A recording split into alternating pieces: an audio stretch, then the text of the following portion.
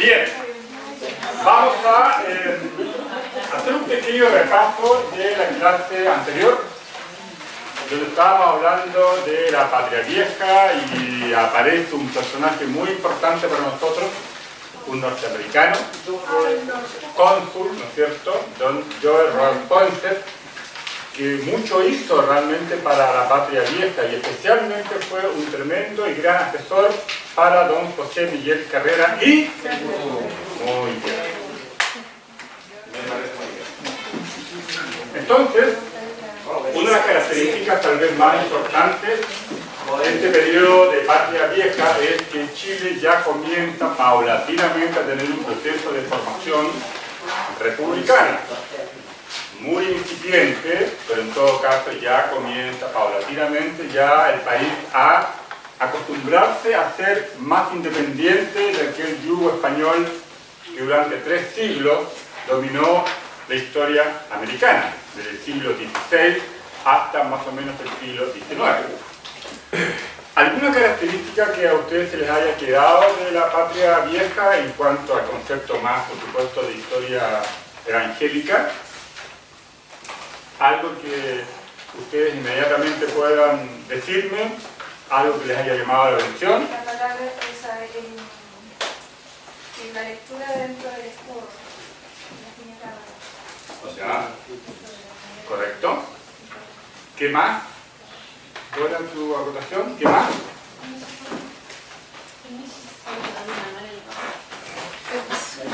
La influencia de Poinsett, la influencia que tuvo Poinsett en carrera, a mí me sorprendió, porque Ya. yo no lo sabía, no sabía de tremenda influencia a través de la palabra que tuvo en... Correcto. Como asesor, no solamente político, sino también espiritual, ¿no es cierto? Y recordemos que la última frase de José Miguel Carrera, antes del fusilamiento en Mendoza, en 1821, lo delata como un hombre que en algún momento leyó la Biblia o alguien le enseñó de Biblia, porque esa frase no lo dice como comentábamos hace un rato atrás. Bueno, siempre eso lo hemos estado comentando. Un católico romano esa frase no lo dice. Sí lo dice una persona que tiene algún conocimiento, ¿no es cierto?, de la palabra de Dios.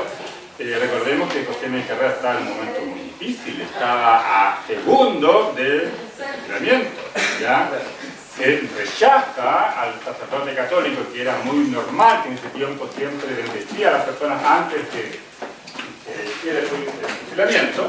Entonces, en cierta manera, ahí vemos claramente que en José Miguel Carrera había, por supuesto, un sentimiento bíblico. Claro, se dice que él no se convirtió al Evangelio, posiblemente tal vez le faltó un proceso un poquito más largo para haber llegado justamente a ello, pero recordemos que todos los padres de la patria eran hombres que habían tenido una formación estrictamente católica romana. ¿Ya? Entonces el hecho de que alguien le empiece a hablar de la Biblia, del cristianismo, cosa que ellos nunca habían escuchado desde esa perspectiva, era algo tremendamente sorprendente. Pero a pesar de eso, igual nuestros padres de la patria asimilaron esos conocimientos y en la práctica fueron muy tolerantes. Por eso que se pudo dar una serie de medidas que nosotros justamente vamos a empezar a ver. Especialmente en el caso de Bernardo O'Higgins. Muchas medidas de gobierno que él adopta están vinculados justamente a que la Iglesia romana no tenga tanto poder. Esto se dice en la historia de Chile. Y que Bernardo O'Higgins Riquelme tuvo problemas con la Iglesia Católica Romana, sí. Pero muchas veces no se sabe por qué es la causa. ¿Por qué Bernardo O'Higgins Riquelme fue, ¿no es cierto?, tan atrevido como para enfrentarse en algunas oportunidades a la mismísima Iglesia Católica Romana? Entonces, muchas veces nosotros sabemos la consecuencia. Sí, fue valiente, pero también eso le costó el cargo y el destierro. Pero, ¿de dónde venía esa valentía de este hombre? ¿Quién le había dicho eso? O cómo él accionó de tal manera de que justamente va a tener una posición siempre de oposición, no solamente de la Iglesia Católica Romana, sino también a la aristocracia, que por supuesto estaba unida también con la iglesia oficial de la época. ¿Ya? Entonces, la patria vieja ya nos empieza a introducir un poco en lo que es el concepto mismo de lo que va a ser la presencia del pueblo evangélico en un segmento muy pequeño de misioneros, de comerciantes y de pastores en una primera oleada norteamericana. ¿Ya? Ahora, aquí hay un hecho muy interesante porque la primera influencia evangélica en Chile es norteamericana, durante el gobierno de José Miguel Carrera. ¿Por qué? Porque José Miguel Carrera era admirador de Estados Unidos. Entonces, él propició la llegada de inmigrantes norteamericanos. En el caso de Bernardo Higgins, él también admiraba a Estados Unidos, pero también admiraba a Inglaterra. Por eso es que él también propició la llegada de ingleses. Entonces, en una primera manifestación tenemos a los norteamericanos y después con Bernardo Higgins a los ingleses. Ya, eso es la relación que también hay que hacer. Ahora, estamos hablando que tanto Estados Unidos como Inglaterra eran países protestantes. ¿Ya? Eso también era un común denominador. Por eso es que tenemos esta presencia, tal vez sorprendente para muchos, de los evangélicos acá en Chile. ¿Por qué? Porque tanto Carrera como el mismo Higgins propiciaron la llegada de estas personas, estos extranjeros acá a Chile. Porque estos extranjeros venían de países desarrollados. Y Chile necesitaba también desarrollarse como país. Venían también de sistemas republicanos, democráticos. Y tanto José Miguel Carrera como Higgins creían que un sistema republicano, democrático, era lo mejor para este país, para sacarnos el peso de 3 siglos de monarquía. Entonces, en ese sentido, los ingleses y los norteamericanos representaban muy bien el interés político y económico de los padres de la patria. Por eso entonces, ahora no debe para ustedes sorprenderles por qué llegaron norteamericanos e ingleses acá a Chile durante este periodo de la patria vieja, saltamos la reconquista y después llegamos obviamente a la patria nueva.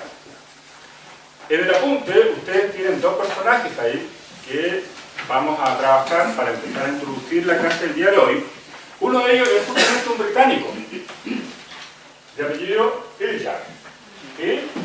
Es un comodoro, él es marino y tuvo una participación muy importante porque la historia de Chile en algún momento me habla de un famoso tratado de Ircay. El tratado de Ircay es como una tregua que hubo entre el ejército patriota y el ejército realista durante la Patria Vieja, porque durante la Patria Vieja se dio una guerra, ¿no es cierto?, de independencia entre los patriotas, es decir, chilenos que querían liberar justamente a su país de España, y las tropas realistas españolas. Hubo un enfrentamiento. Y como la verdad las cosas que fue una situación bastante compleja, porque no hubo un claro ganador hasta esa fecha, entonces ambos ejércitos llegaron a un acuerdo, a hacer una tregua, como que descansar un poquito para después entonces nuevamente volver otra vez al ataque. Pero para hacer una tregua había que hacer un tratado, un pacto de paz. Y ahí entonces se eligió a este comodoro inglés para que sea él el garante de este tratado. Él era un anglicano, protestante, evangélico, que aprovechó también la instancia para repartir Biblias a oficiales chilenos. Se atrevió a hacerlo, pero también eso significó el enojo de la iglesia oficial.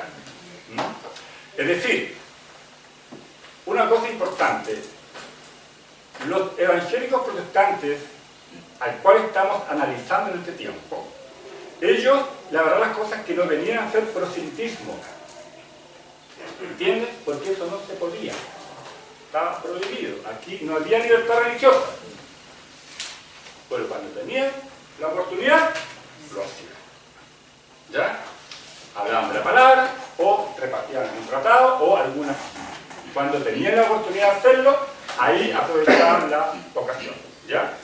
Porque en ese tiempo, como digo, no había libertad religiosa.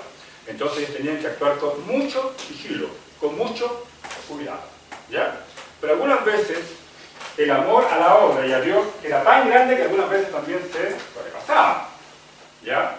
Y muchas veces también estaban en el límite que sean detenidos o desterrados también del país, si es que justamente ellos eran descubiertos haciendo ese tipo de proselitismo religioso que estaba, por supuesto, prohibido. Y, en cierta manera, durante lo que fue la Patria Vieja, que fue muy importante para Chile, empezamos muy bien con una bandera, un escudo nacional, parece que todo iba viento en popa.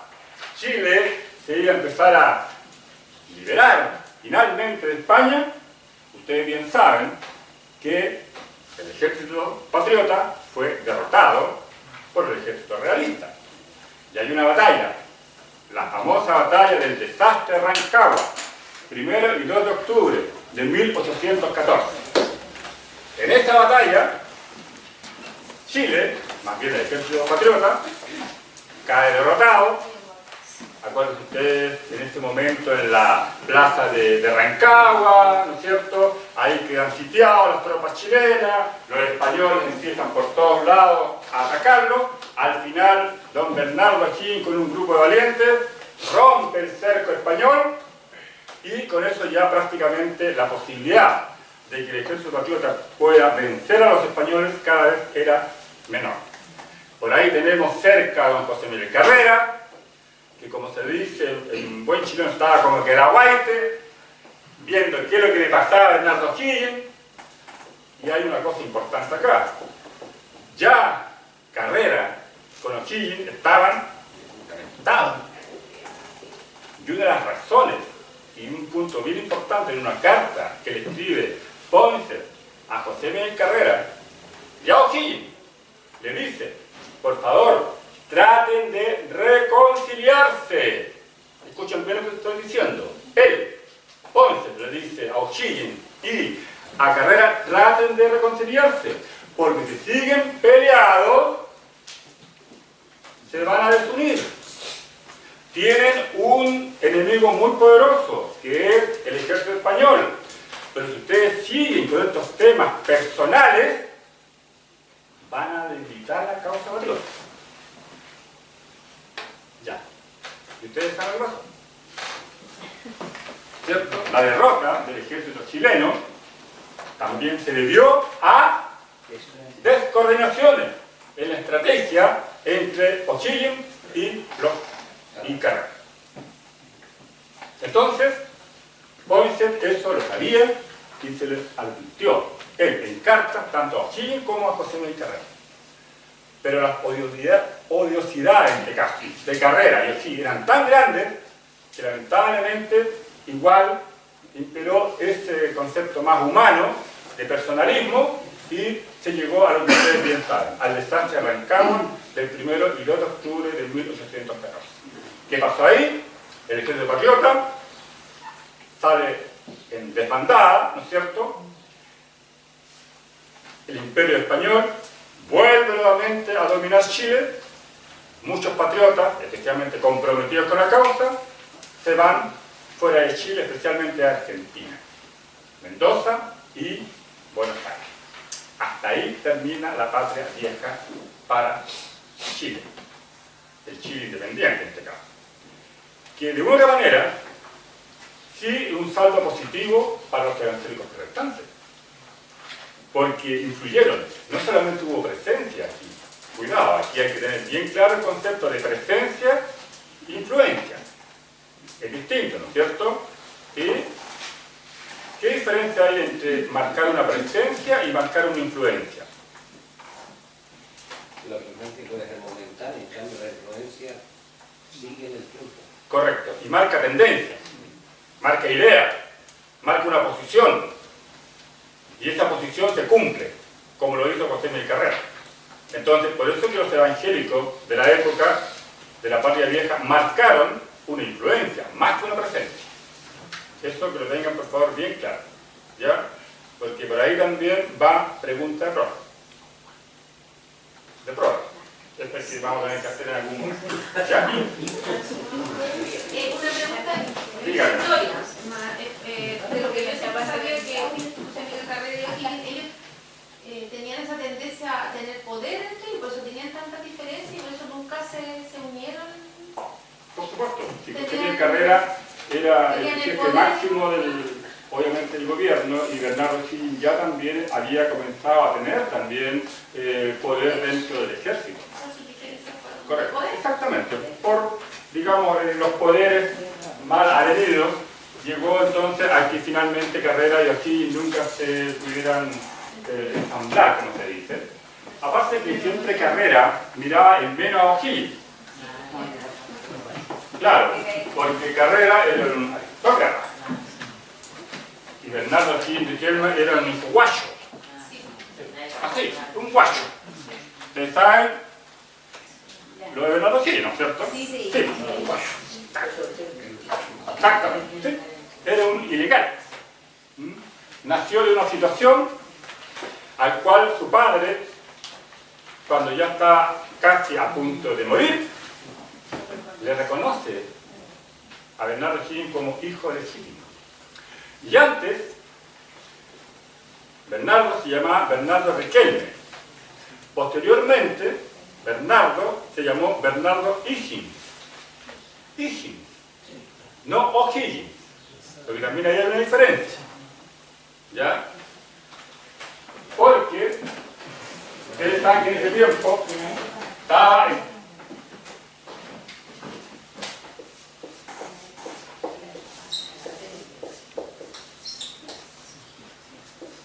ese era el apellido original de su padre, Ambrosio Higgins, ¿ya?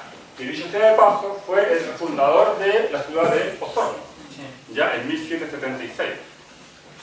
Y debido a los servicios que Ambrosio Higgins había entregado a la corona española, porque él fue gobernador, fue el rey del Perú, ya un irlandés católico que sirvió a la corona española, y debido justamente a los servicios que este irlandés católico romano le prestó a la corona española, es que la corona española lo premió con títulos de nobleza: conde de Palinari y marqués de Osorno. Y cuando a una persona con un apellido normal en ese tiempo se le entregaba un título, se le colocaba la O.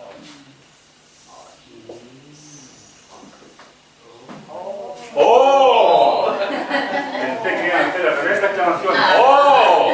Exactamente. ¿Ya? Entonces, cuando Ambrosio Higgins, padre de Bernardo Higgins, le entrega esos títulos, entonces ahora ya no era Higgins, sino O'Higgins. ¿Ya? Entonces, don Bernardo era primero Bernardo Riquelme, después pasó a ser Bernardo Higgins, y cuando su padre le reconoció a él como hijo legítimo, ahí ya él pasó a llamarse Bernardo O'Higgins Riquelme. Ahora, la pregunta, ¿y por qué don Ambrosio no reconocía a su hijo? No lo reconoció solamente cuando estaba en las últimas, ya prácticamente antes de parar las patitas, ahí lo reconoce como su hijo, y gracias a eso también Bernardo Higgins va a heredar la hacienda de las canteras. ¿Por eso? Por la herencia, ¿no? Claro. ¿Sí? Claro, gracias a eso, a ese gesto final de Ambrosio Higgins, ¿ya?, de reconocer a su hijo, permitió que su hijo tenga esa hacienda, ¿no es cierto?, porque ya él era hijo legítimo. Lo que pasa es que en esa época, un funcionario español, nació en España o que venía de Europa, no podía casarse con una criolla, con una mujer americana. aunque muy enamorado podía estar, pero no podía. El funcionario español se tenía que casar con una hispana, nacida en España. No podía casarse con una criolla, aunque tenga dinero de criolla, no podía hacerlo. Entonces, ¿qué pasaba? Si Ambrosio Higgins le descubrían que había tenido una relación más encima de ese tipo con una criolla, inmediatamente lo separaban de su carrera. Tal vez nunca hubiese sido gobernador, ni menos virrey del Perú. Entonces, callarín bombín. Casi que murió piola. Sin embargo, como siempre pasa, apareció alguien por ahí y contó la capucha.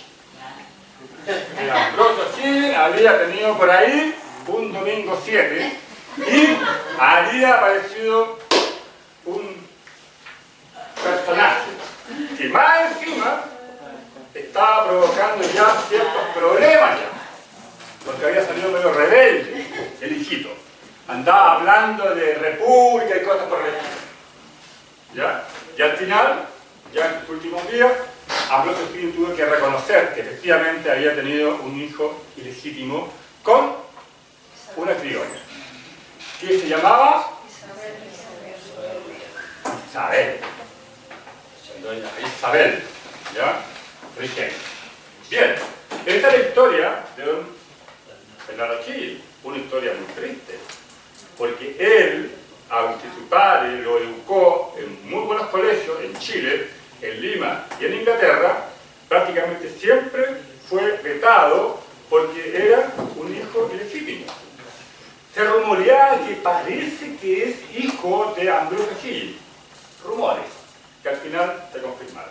Entonces la vida de Bernardo Higgins fue muy triste, ¿ya? Pero dentro de esto también hay que decir que Ambrosio Higgins, a pesar de que no podía reconocer legalmente a su hijo, se preocupó de él. Eso sí, porque le dio buena educación. En el mejor colegio de Chillán, en el mejor colegio de Lima, Perú, y en una academia allá en Richmond, Inglaterra.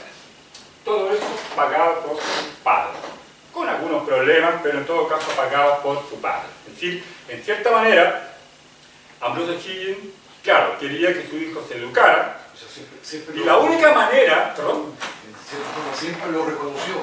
claro, correcto, digamos desde el punto de vista sentimental siempre lo reconoció, pero legalmente no podía hacerlo. No va a decir validez. Entonces, en cierta manera ahí, porque muchos critican a Ambrosio Higgins, ¿ah? Una actitud distante con su hijo, pero él no podía hacer más, porque si él decía que él era su hijo, hasta ahí nomás llegaba su carrera exitosa, políticamente hablando. Recuerden que llegó a ser virrey del Perú, pues. Claro, después del rey tenía el virrey acá. Entonces un cargo tremendamente importante. Entonces para que él pudiera seguir ascendiendo, por eso siempre mantuvo ese secreto a voces, como sea. ¿Ah? De tal manera entonces que nadie supiera. Pero en algún momento se llegó a saber. ¿Ya? Ahora, la vida de Ambrosio Higgins, como les digo, fue muy sufrida, muy rechazada. Pero hay un hecho importante, que en Inglaterra él siguió educándose y llegó a una pensión. Y esa pensión era de un pastor evangélico protestante. Y ahí él conoció a una señorita inglesa. No quiero entrar tampoco en un tema de farándula ni nada, pero ella se llamaba Charlotte. ¿Ya? Charlotte. Charlotte se pide, se pronuncia Charlotte. Y don Bernardo con dona Charlotte eran amigas y pololearon. ¿Ya? Y ella era hija de ese pastor cristiano evangélico protestante, ¿ya? De la denominación bautista. Y don Bernardo Higgins, por supuesto, para complacer a su polola, a su novia, iba a una iglesia evangélica protestante. Entonces, ¿se dan cuenta ustedes? qué Bernardo O'Higgins y el mismo José Miguel Carrera tuvieron un concepto de tolerancia en sus medidas que ellos adoptaron? Porque ellos empezaron a conocer a los evangélicos, protestantes. Se dieron cuenta que no era gente tan mala, no eran hijos del diablo, herejes. Es lo más suave que le decía. Lo más suave, herejes. Hijos del diablo, víboras, devorantes, entre otras cosas. No voy a seguir más para que no se produzca aquí una estampida de ustedes y salgan todos corriendo. Así eran tratados los cristianos, evangélicos, protestantes en esa época. Entonces, Bernardo O'Higgins conoció la religión evangélica protestante en Richmond, Inglaterra. Y cuando él vuelve, viene con una idea distinta. Aparte de venir fortalecido del sistema republicano, porque fíjense que fue en Inglaterra donde él se encuentra con un personaje que fue pero fundamental, el gran ideólogo del sistema libre americano, Francisco de Miranda. ¿La habían escuchado ustedes? Correcto. ¿Dónde se encuentra Bernardo O'Higgins con Francisco de Miranda? En Inglaterra, porque él era profesor de la academia donde estaba estudiando Bernardo O'Higgins. Francisco de Miranda era venezolano, ¿ya? Y él ya tenía muy inserto en su pensamiento que América debería de liberarse del yugo español. Entonces, cuando se acercaban algunos jóvenes americanos y él veía que tenían ciertas inquietudes, les hablaba. Entonces, en Inglaterra, imagínense el paso importante de Bernardo O'Higgins en Inglaterra. Dos cosas. Conoció un poco más a los llamados herejes y, en segundo lugar, su idea política de liberar a Chile se va a fortalecer a través de conversar con uno de sus maestros, que era profesor de matemáticas, Francisco de Miranda. Alguien dirá, casualidad de la vida. Un secular, un agnóstico dirá, cosa de la vida no, la casualidad que tuvo. Pero eso no es casualidad. Aquí estamos hablando de una causalidad. Aquí están los propósitos de Dios. Aunque para algunos puede ser extraño lo que estoy diciendo, hay propósitos. Esto no fue una casualidad. Y viéndolo desde afuera, uno ve la mano de Dios moviéndose en todo aspecto. Por supuesto. De qué forma va a llegar, digamos, Exactamente. todo eso. Claro que sí. El hecho de que él haya llegado a Inglaterra no fue una casualidad, fue una causalidad, porque le va a dar una fortaleza en la tolerancia religiosa. Tolerancia religiosa, al conocer a los herejes allá. Y además va a fortalecer su concepto político. Y ustedes se van a dar cuenta después de la importancia que tuvo Bernardo O'Higgins en consolidar la República acá en Chile. ¿Ya? Entonces, ¿por qué yo hablo de todo esto? Porque estos comentarios no están en el apunte. El apunte, yo sé que como son estudiosos, les gusta leer, entonces el apunte ya eso se lo saben de memoria. Yo aquí estoy haciendo comentarios, complementos, ¿ya? Porque el apunte ahí está bien claro y ahí también no ya un poco en esos temas. Sin embargo, José Miguel Carrera, a pesar de esta vida bastante sacrificada de Bernardo O'Higgins, siempre le tuvo envidia. ¿Por qué? Porque Bernardo O'Higgins siempre fue un hombre muy humilde y tuvo muy buena llegada a la gente del pueblo, ¿ya? Cosa que José Miguel Carrera no es más así, como aristócrata, tan con el mientras que Bernardo O'Higgins en la hacienda de las canteras trabajaba con sus peones, con sus campesinos. Entonces había como una cierta amistad. Y eso le va a servir mucho a O'Higgins cuando comienza a escalar dentro del ejército patriota. Porque la mayoría de la tropa, de los soldados, eran gente de fuera.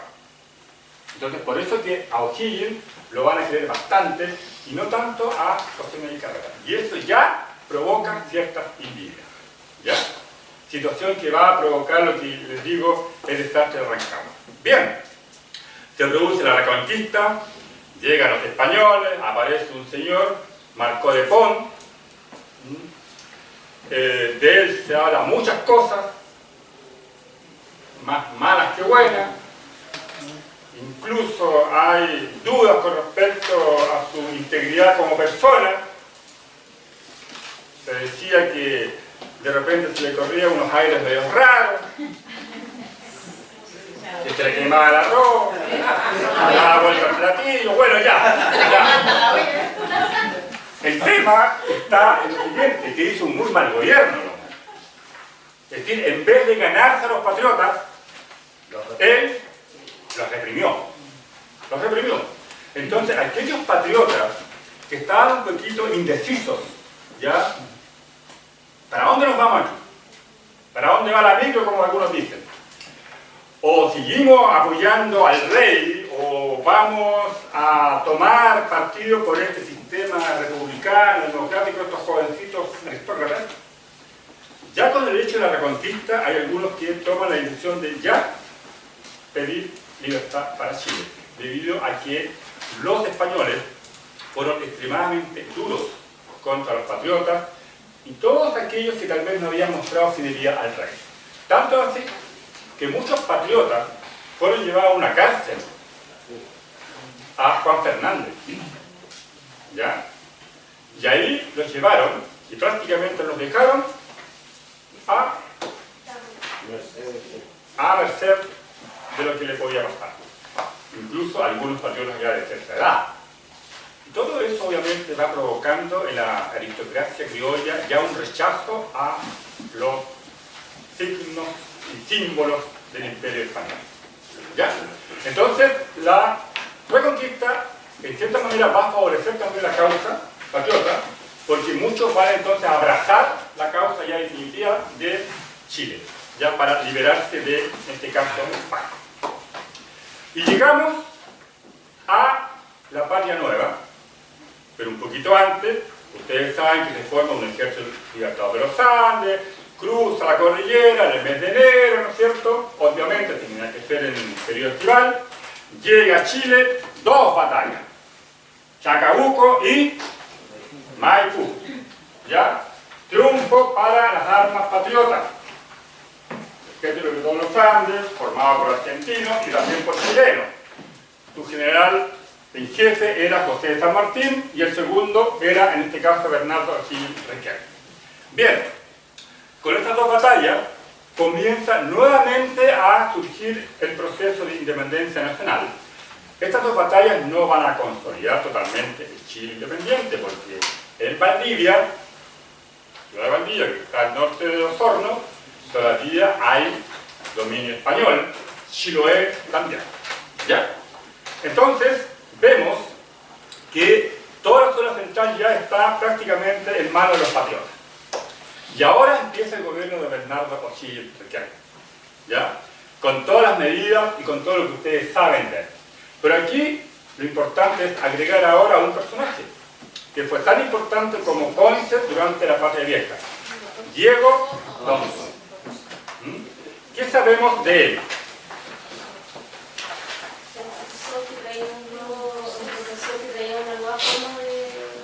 Y además introdujo la Biblia y enseñaba a través de la Biblia.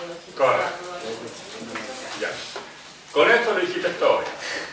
Podemos pasar al otro periodo de la historia. Exactamente.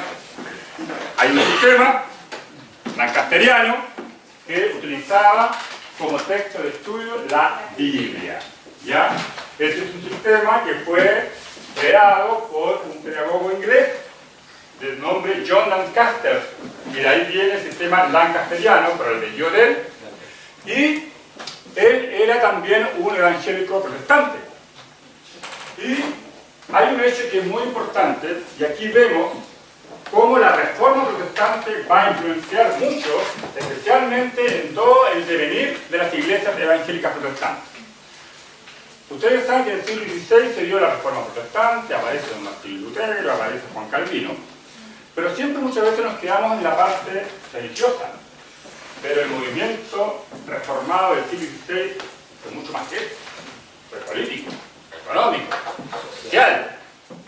Y en la parte educacional, la reforma protestante es la base de lo que es actualmente la educación pública en Chile y a nivel mundial. Porque antes el Estado no se preocupaba tanto de la educación. Pero los reformadores decían que para educar a la gente era importante que el Estado se pueda involucrar. ¿Por qué? Porque detrás de todo esto había el siguiente objetivo. Ellos querían divulgar la Biblia, porque la reforma era justamente la reforma de la Biblia. Que más gente conociera la Biblia. ¿Y cómo uno conoce la Biblia? Leyendo. Pero si en Europa el 80% de la población era analfabeta, ¿cómo iban a leer la Biblia? ¿Entienden? Entonces, por eso que los reformadores decían, sí, tenemos que volver a la Biblia, como la iglesia primitiva, pero también a la gente tenemos que hacerla leer, para que pueda escudriñar, estudiar la Biblia y aplicarla también en su vida. Entonces, a partir de eso, los reformadores empezaron a darle mucha fuerza a la educación. Por eso que era muy normal dentro del paisaje urbano, rural de Europa, que donde había una capilla, una parroquia o un templo evangélico protestante, al lado había una escuela. Era un paisaje típico, urbano y rural. Es más, y donde no se podía, el mismo templo era usado como escuela. Hay una serie de televisión muy conocida por ahí por la década de 80 y 90, La pequeña casa en la pradera. ¿La han visto ustedes? Sí. Correcto. Ahí hay una escuela. Le salió simpático ese sí. Así como bien de niñito, así sí. Ahí hay una escuela, pero que también se usaba como templo. Y así, esa situación se repite en Estados Unidos, en Europa y en muchas otras partes más. Bueno, mira que claro. Claro, la reforma de la iglesia evangélica, o sea, los cristianos evangélicos comenzaron a hacer eso, pero entonces a la par los católicos se empezaron como a sentir medio nerviosos que empezaron a hacer lo mismo. Exactamente, por Porque ahí va. si en Por la ahí iglesia va, por ahí católica va. también estaba Ya. en los colegios. Sí, porque la Iglesia Católica Romana no se preocupaba de la educación. No. ¿Y cuándo se empezó a preocupar de la educación? Cuando sus adversarios, estos herejes, ya empezaron a preocuparse y empezaron a formar escuelas.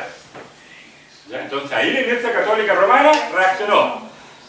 ¿Ya? Entonces sí, bien buena tu acotación, porque con el tiempo vamos a ir viendo cómo la Iglesia Católica, por ejemplo, la Pontificia Universidad Católica de Chile es una reacción ante el interés que estaba colocando el pueblo evangélico protestante en Chile a fines del siglo XIX. Eso lo vamos a ver en su momento. ¿Ya?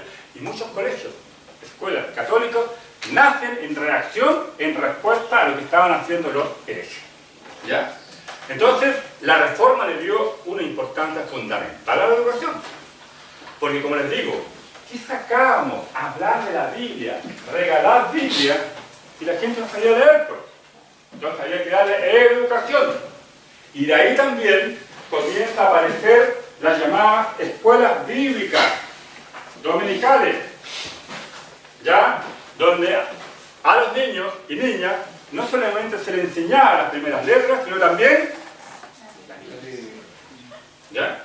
Y las escuelas bíblicas dominicales tuvieron tanto auge en Inglaterra que después se expandió por muchos países protestantes de Europa y después llegó también acá a América. ¿Ya? En sus iglesias yo creo que existen todavía las escuelas bíblicas, ¿no? Sí. Aunque hay algunas que ya han desaparecido, pero en muchas otras iglesias, a Dios gracias, se mantienen, ¿no es cierto? La escuela dominical. Ah, exactamente, la escuela dominical, exactamente. ¿Ya? Entonces, frente a eso, Diego Thompson tenía muy claro, llegaba acá al continente americano, católico romano, y la idea era que subliminalmente, ustedes entienden esa palabra, ¿no? Sí. Subliminalmente, a través del sistema lancasteriano, empezar también a... Exactamente. Una estrategia. Porque Dios también nos hace que tengamos que mover la materia gris. Tenemos que ser astutos, en el buen sentido de la palabra. ¿Ya? Y muchos niños y niñas de la época conocieron Salmos, Proverbios. Conocieron el libro de los Hechos, de Lucas y de Mateo. Los dos primeros libros, de esta manera, poéticos, fácil de poder leer. Y los tres últimos que yo le mencioné, del Nuevo Testamento, son libros realmente históricos.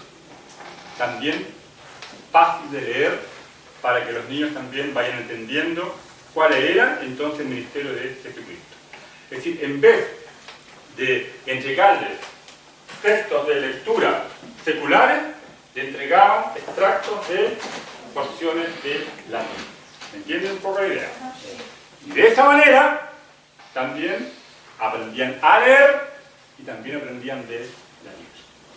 Entonces, por eso es que fue un sistema tremendamente eficiente y eficaz.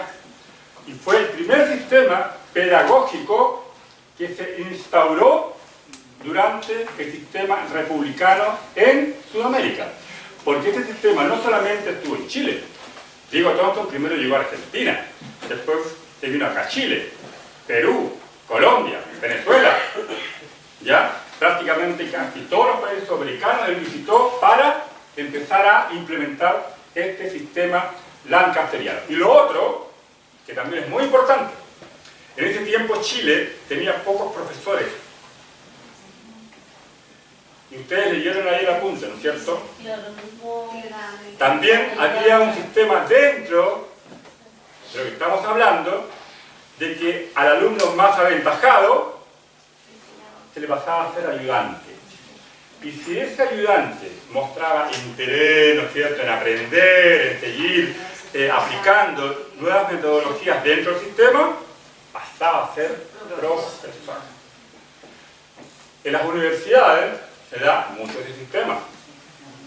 El profesor titular y el ayudante. Todos los que hemos pasado alguna vez por la universidad sabemos el sistema.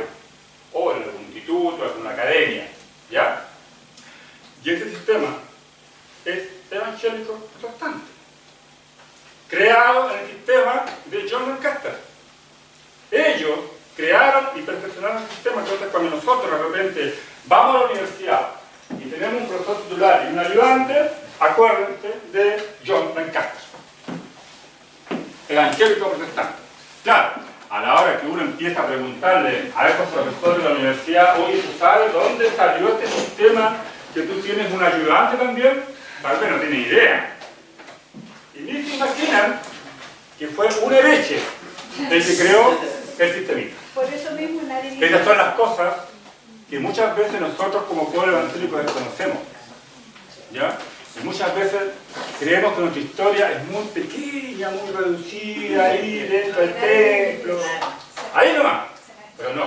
Tenemos una tremenda historia que contar en la educación. Muchos sistemas educativos que a ustedes se les enseñó en el colegio también fueron gracias a pedagogos cristianos, evangélicos, que por supuesto trabajaron esa área. ¿Ya? Bien, entonces tenemos a don Diego Thompson. Pero Diego Thompson tenía un concepto de evangelismo integral. ¿Qué significa evangelismo integral? Pregunta. ¿Qué significa evangelismo integral? Completo. Y cuando usted me dice completo, estamos hablando de qué? Pero vos ya se está acercando la hora del almuerzo. No. Que tenía que ser todas las áreas del individuo. Correcto. No solamente en ellos había una preocupación espiritual, que era fundamental, sino que también social. Y Diego Thompson le propone a Bernardo Hill un plan para traer colonos de Europa y de Estados Unidos que vengan con ciertas especialidades, ¿ya? Y le enseñen a los chilenitos a cómo trabajar esas especialidades, ¿ya? Como por ejemplo el tema de la litografía, ¿no es cierto? Albañiles, carpinteros, ese tipo de trabajo. Entonces, la idea de Diego Thompson era muy buena. Se la planteó a Bernardo O'Higgins. Pero cuando era una idea que significaba traer gente de afuera, había una famosa comisión eclesiástica formada por 9 personas. Y de esas 9 personas, 5 eran de la Iglesia Católica, Apostólica y Romana. Entonces habían 5 clérigos o religiosos y 4 civiles. Y a la hora de votar, ustedes ya saben cuál era el resultado. Y justamente se votó y no se permitió que ese programa, ese plan, ¿no es cierto?, que tenía Bernardo O'Higgins a instancias de Diego Thompson, se pudiera concretar. ¿Por qué? Porque la Iglesia Católica Romana temió que podían venir herejes. ¿Ya? Entonces, en ese sentido, y más como ya había más que sospecha que Bernardo O'Higgins tenía cierto favoritismo con los herejes, entonces por eso es que ese plan se cortó. ¿Qué hubiera pasado si, por ejemplo, hubiesen llegado esos colonos o esos extranjeros a vincularse a una serie de áreas económicas? Posiblemente puede ser que este país hubiese avanzado un poco más desde el punto de vista económico, como sucedió después con la llegada de los alemanes, los yugoslavos, ¿no es cierto?, de los mismos escoceses o alemanes también en la región de la Araucanía. Sin embargo, por una cosa de egoísmo cortoplacista, lamentablemente la Iglesia Católica Romana no dejó que este proyecto, este plan, pudiera ejecutarse. Sí, sí. Consulta, en una oportunidad estuve leyendo que Thompson estuvo un año solamente en Chile. 1 año y medio. Y súper poco. Súper poco. Pero hizo. Pero hizo mucho. Pero no sé explicaba bien por qué estuvo tan poco tiempo. Ya. Para eso vamos. Para allá vamos. Para allá vamos. ¿Ya? Muchas veces, más que cantidad, calidad de tiempo. ¿Ya? Diego Thompson tuvo, claro, 1 año y medio. Poco tiempo. Para todo lo que hizo. Porque llegó a establecer colegios en Santiago, Coquimbo, Concepción, Valparaíso, ¿ya? Aparte de una serie de otras iniciativas que él le sugirió a Bernardo O'Higgins. Bueno, una de las razones por qué estuvo tan poco es porque la Iglesia Católica Romana, como te dice, le echó el ojo. Al comienzo como el que lo toleraba. Pero después cuando ya Diego Thompson empezó a estar en confianza, a tener mucha amistad con Bernardo O'Higgins, ahí ya la cosa cambió. Entonces, incluso Diego Thompson se fue de Chile para no crearle más problemas a Bernardo O'Higgins. ¿Ya? Por eso es que él prefirió irse. ¿Ya? Sin embargo, ahí nuevamente está la presión de la Iglesia Católica Romana muy fuerte, pero a pesar del año y medio, hizo bastante. Por eso es que él propició más la calidad que la cantidad, en este caso, de tiempo. Entonces, a pesar de eso, también Diego Thompson logró influenciar en algunas políticas sociales a Bernardo O'Higgins. Él le decía a Bernardo O'Higgins, no solamente usted tiene que preocuparse de la parte social, política, sino también la parte social. Especialmente la gente pobre, los analfabetos. De un hecho, que también está en las cartas de Diego Thompson, le dijo a Bernardo O'Higgins, preocúpate de las comunidades indígenas.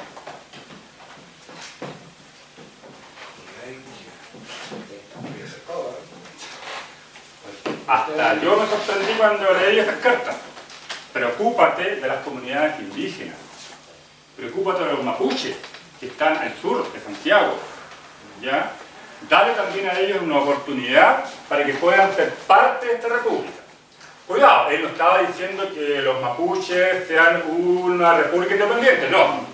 Chile estaba diciendo que como Estado de Chile tenía que preocuparse socialmente de los mapuches. Integrarlos. ¿Ya? Entonces, imagínense el concepto visionario de Diego Thompson. Claro, exacto. Adelantado a su época. Entonces, en ese sentido, Bernardo O'Higgins le hizo caso. Bernardo O'Higgins, ustedes saben que él vivió con su madre y su hermana, su media hermana, Rosita, ¿ya? Y él también tenía 4 sobrinos que él había recogido en Talca y que eran mapuches. Eran mapuches. Y él los crió. ¿Ya? Cuidado, no eran sirvientes ni nada por el estilo en el hogar de Bernardo O'Higgins. Eran como sus familiares. Muchas veces la historia no lo dice, pero él crió junto con su madre y su hermana 4 niños mapuches. ¿Ya? Lo otro, fíjense ustedes en los símbolos patrios de la época. ¿Se acuerdan que cuando yo les hablaba de... porque también, Poinsett también tenía una idea igual, ¿eh? Él también hablaba que hay que proteger a las comunidades indígenas. ¿Se acuerdan que cuando nosotros veíamos el escudo de armas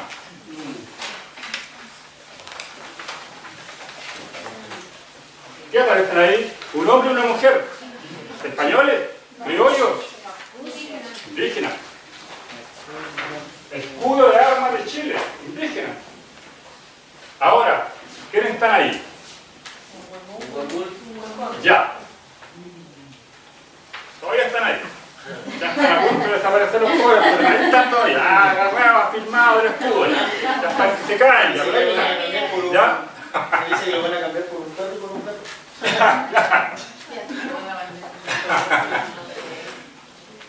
Entonces el concepto que tenía el gobierno de Carrera y especialmente O'Higgins era de un buen trato hacia las comunidades indígenas. Y esa influencia también se le debe a Poinsett por el lado de Carrera y en el caso de Diego Thompson a O'Higgins. ¿Ya?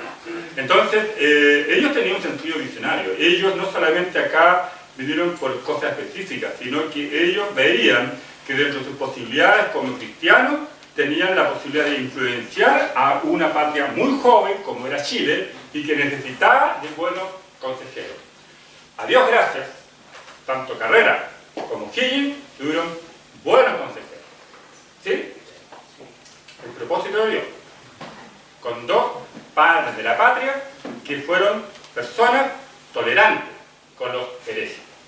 Situación muy distinta a lo que pasaba con familiares o gente cercana a estos 2 próceres que mantenían una distancia con todo lo que sea la religión protestante evangélica. ¿Ya? Además, Diego Thompson, dentro de sus posibilidades, formó un círculo de reflexión cristiano. El primer grupo cristiano que se juntaba en una casa lo creó Diego Thompson, en la casa de él, en su cuarto. Entonces, él invitaba a amigos cercanos y algunos ministros de gobierno con ideas liberales, que él sabía, ¿no es cierto?, que no lo iban a denunciar por eso.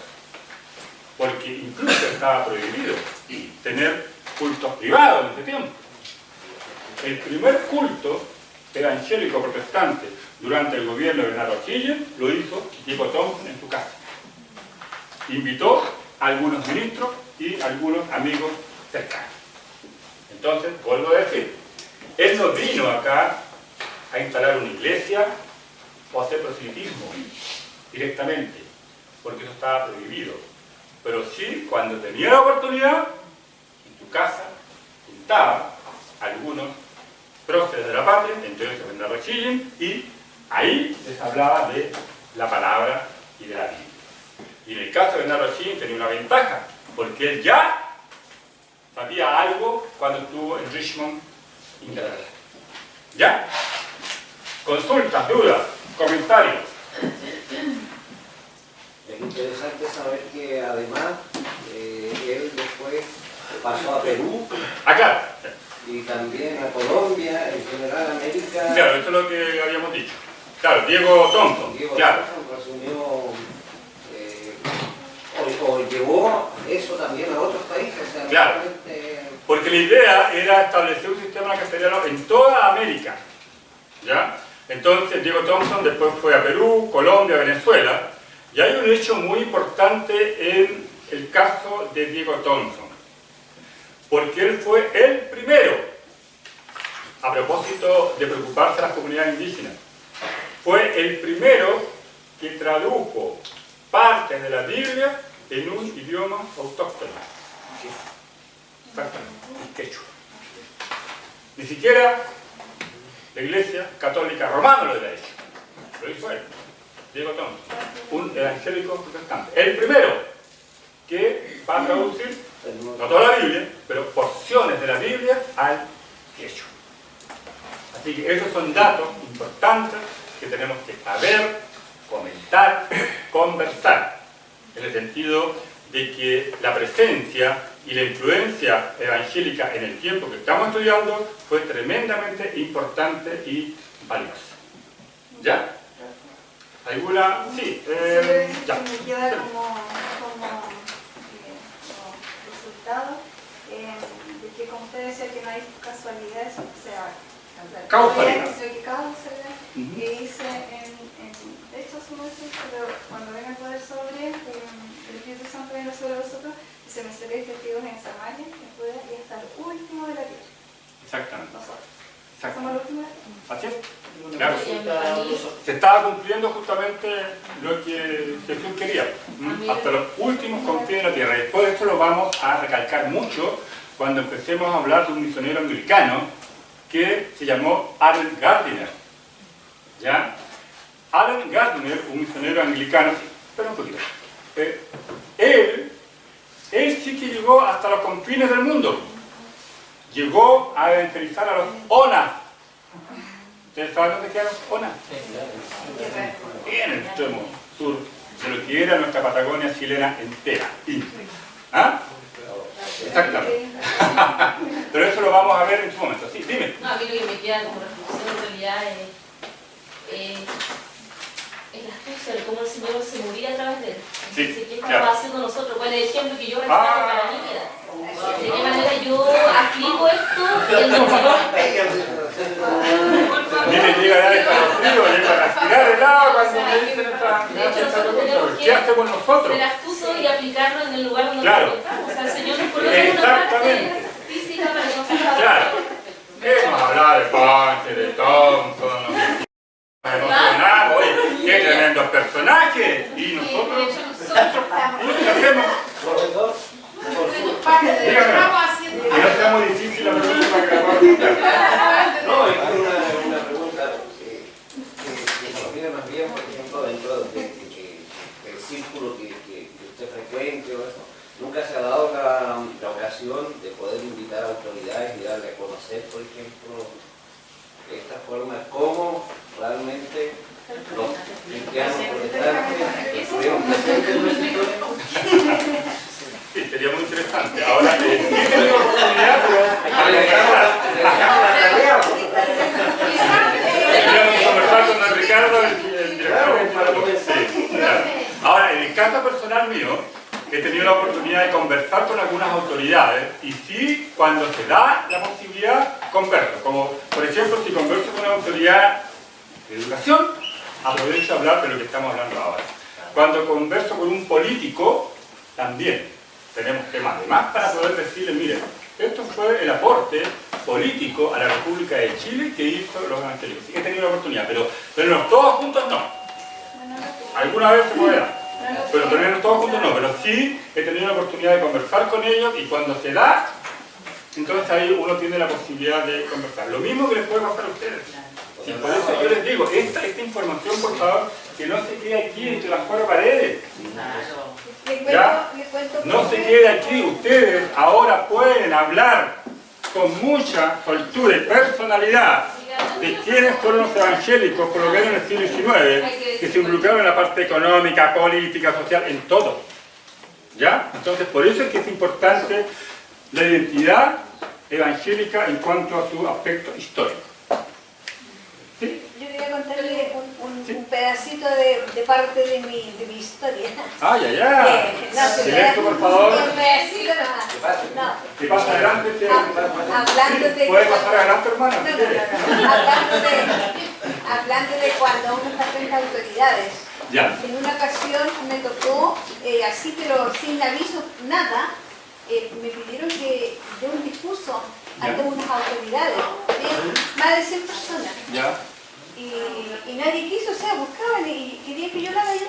Al final yo dije, sí, yo pensé así, por la ayuda del Señor lo voy a hacer. Claro, me paré adelante cuando me tocó y lo primero que hice fue exaltar el nombre de Dios, que eso me salió pero así con tanta fuerza, que después todos me fueron a saludar, a preguntarme de que dónde había estudiado, qué sé yo nada.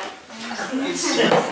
Entonces, me alegró eso, me alegró, pero también me hizo sentir muy humilde. Claro. Muy humilde, me hizo Es sentir. que esas son las oportunidades que uno tiene que aprovechar. Sí. Pero también ahí es donde uno tiene que también tener la seguridad que solamente Dios da para poder tener las palabras precisas y concisas para poder hablar. Y algunas veces los nervios también traicionan. De repente empezamos, ¿no? Cualquier cosa menos lo que realmente se está indicando. Así que, pero cuando estamos con la llenura del Espíritu de Dios, obviamente que fluye con mayor facilidad.